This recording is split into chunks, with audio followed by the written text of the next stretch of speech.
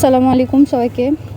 আজকে বাংলাদেশের একটা গুরুত্বপূর্ণ ঐতিহাসিক দিন এবং বাংলাদেশের অনেকে বলে এটা বাকবদল, কিন্তু আমার কাছে এটা বাকবদল না। এটা ছিল খুনি জালিমের বিরুদ্ধে তার পতন নিশ্চিত করার একদম প্রথম ধাপ।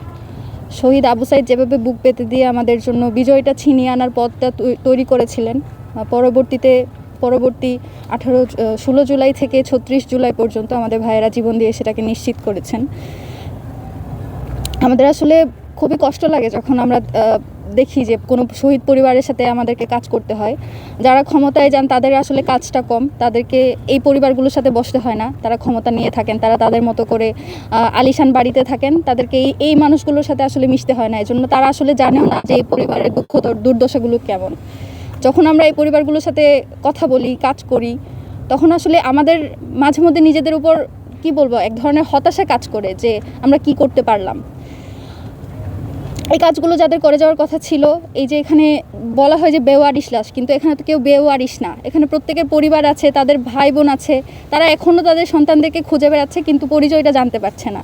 এই যে বেওয়ারিশ বলা হয়, সেটা নিয়েও তো আমাদের আসলে আপত্তি করার একটা জায়গা থাকে। আমাদের জায়গা থেকে আমরা যেটা আমাদের করে যাওয়ার আছে সেটা হলো তাদের জন্য বিচার চাওয়া। এবং খুনি হাসিনা যেভাবে পালিয়ে গিয়ে 2 দিন পর পর হুঙ্কার দেয়, আমার মনে হয় যে বাংলাদেশ সরকারের যদি ন্যূনতম কোনো দায়িত্ববোধ থাকে, ন্যূনতম কোনো লজ্জা থাকে, তাহলে এটার প্রতিবাদে এই যে এত খুনি হাসিনার যে দোসরগুলো আছে, ছাত্রলীগের যেগুলো 2 দিন পর পর মিছিল দেয়, তাদেরকে দৃষ্টান্তমূলক শাস্তি দিয়ে এই মুখটা বন্ধ করানো উচিত ছিল, কিন্তু সেটাও আমরা দেখতে পাই না। আমাদের জায়গা থেকে ডাকসু এবং আমাদের ব্যক্তিগত জায়গা থেকে যারা আমরা জুলাইয়ের সামনে ছিলাম বা জুলাইয়ের জন্য এখনও কাজ করে যাচ্ছি, আমরা আমাদের জায়গা থেকে বিচারটা চেয়ে যাব যতদিন পর্যন্ত জীবন আছে।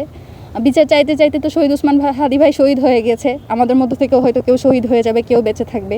তবে জুলাইয়ের সন্তানেরা যতদিন বেঁচে থাকবে ততদিন তারা এই বিচারটা চেয়ে যাবে। এটা আমরা আপনাদের কাছে দৃঢ় কণ্ঠে বলে যেতে পারি, কারণ এইটুকু বিশ্বাস আমার ভাইদের উপর আছে, আমাদের নিজেদের উপর আছে। আমাদের সাংবাদিক বৃন্দ